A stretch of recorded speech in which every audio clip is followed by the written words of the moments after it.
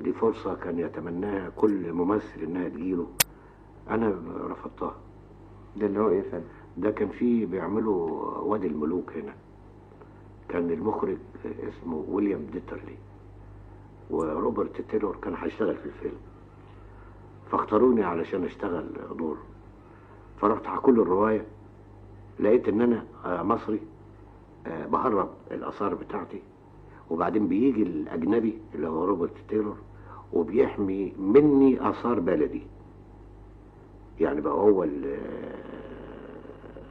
المخلص للبلد وانا بقيت الحرامي بتاع البلد. من الاول لقيت ان مش ممكن اعمل الدور،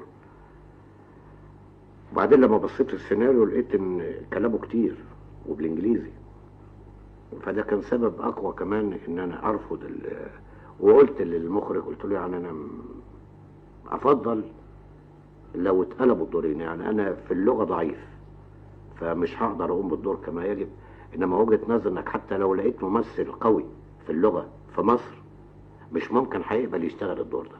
اذا انت قلبت الدورين معلش يجي الاجنبي اللي بره عشان يسرق الاثار، او انا مصري ادافع عن اثار بلدي، انما تجيب اجنبي يدافع ضد مصري، دي ما افتكرش ان في حد هيقبلها.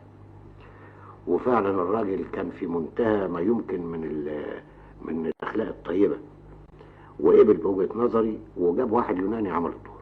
انا مش متصور ان مفيش حد فينا كجمهور وبالذات الساده المشاهدين يمكن يوافقوني على هذا ما يحبش محمود المليجي، في حين ان محمود المليجي دايما شرير. ده بيتفق ولا بيختلف مع اللي حضرتك بتقوله؟ ده بيختلف تماما.